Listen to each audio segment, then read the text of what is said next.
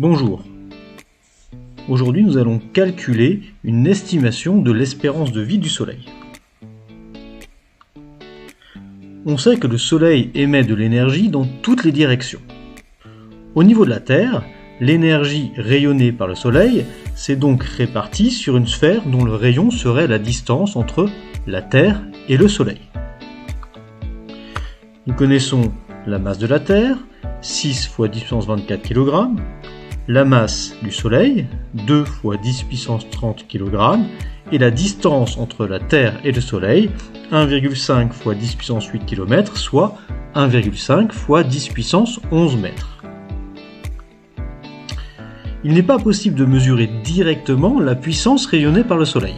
Toutefois, on peut mesurer sur Terre la puissance reçue de la part du Soleil. Pour 1 mètre carré, cette puissance est de 1360 watts.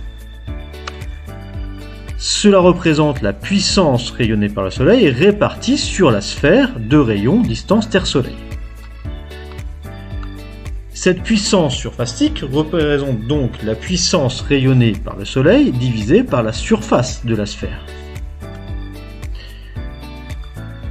Calculons tout d'abord la surface de cette sphère.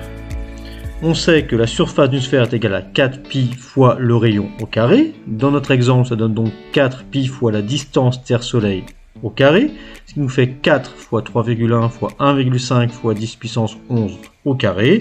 Et au final, la surface de la sphère dont le rayon et la distance Terre-Soleil est de 29 fois 10 puissance 22 mètres carrés. Il est donc maintenant possible de calculer la puissance totale rayonnée par le Soleil. C'est simplement la puissance surfactique reçue au niveau de la Terre fois la surface de la sphère précédemment calculée.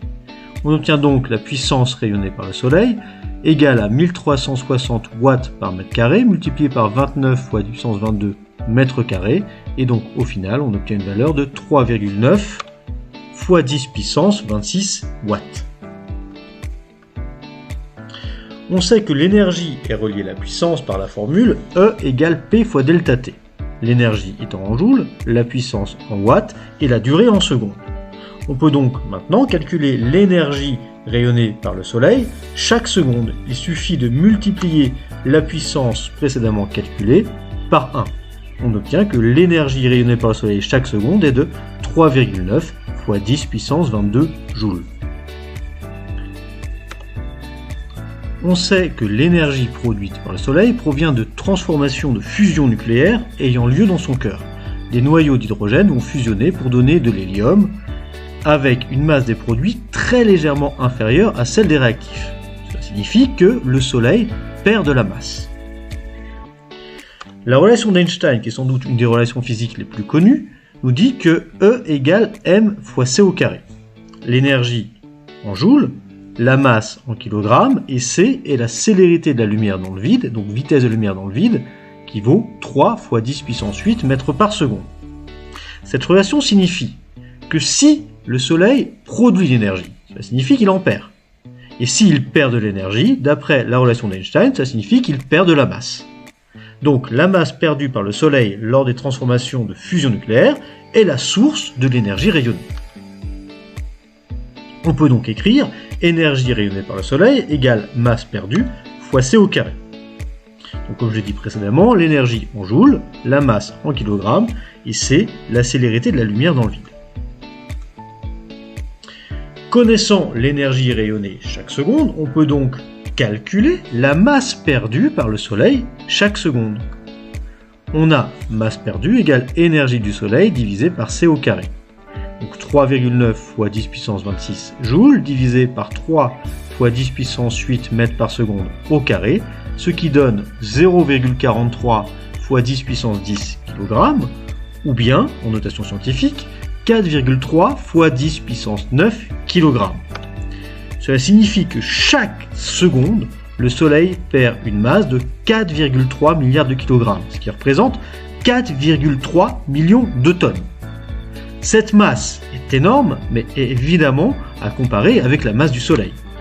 Si l'on regarde le pourcentage de masse du Soleil que représente la masse perdue chaque seconde, il suffit de faire masse perdue divisé par masse du Soleil fois 100, on voit que finalement, cette masse ne représente que 2 fois 10 puissance moins 19% de la masse du Soleil, soit 0,00000000000000002% de la masse du Soleil.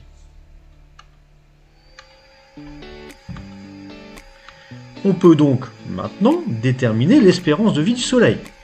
En effet, le Soleil va s'éteindre lorsqu'il aura consommé tout l'hydrogène présent dans son cœur, ce qui représente pour une étoile comme le Soleil une masse d'environ 10% de la masse totale. Pour le Soleil, la masse d'hydrogène est donc égale à 10% de sa masse, soit 0,10 fois 2 fois 10 puissance 30, ce qui nous donne 2 fois 10 puissance 29 kg.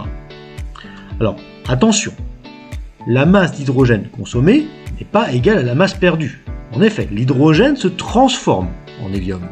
Mais la masse d'hélium produite étant légèrement inférieure à la masse d'hydrogène consommée, il y a bien une perte de masse, qui correspond à 0,68% de la masse d'hydrogène consommée. On peut maintenant calculer la masse qu'aura perdue le Soleil à la fin de sa vie. C'est donc 0,68 divisé par 100 fois la masse d'hydrogène, ce qui nous fait 0,0068 fois 2 fois 10 puissance 29, soit 1,4 fois 10 puissance 27 kg.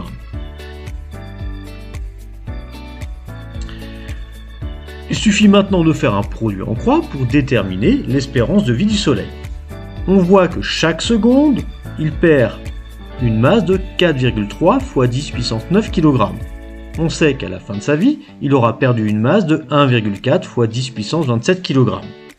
L'espérance de vie du Soleil, que je noterai T Soleil, est donc égale à 1,4 fois 10 puissance 27 kg fois une seconde, divisé par 4,3 fois 10 puissance 9 kg, ce qui donne 3,3 fois 10 puissance 17 secondes.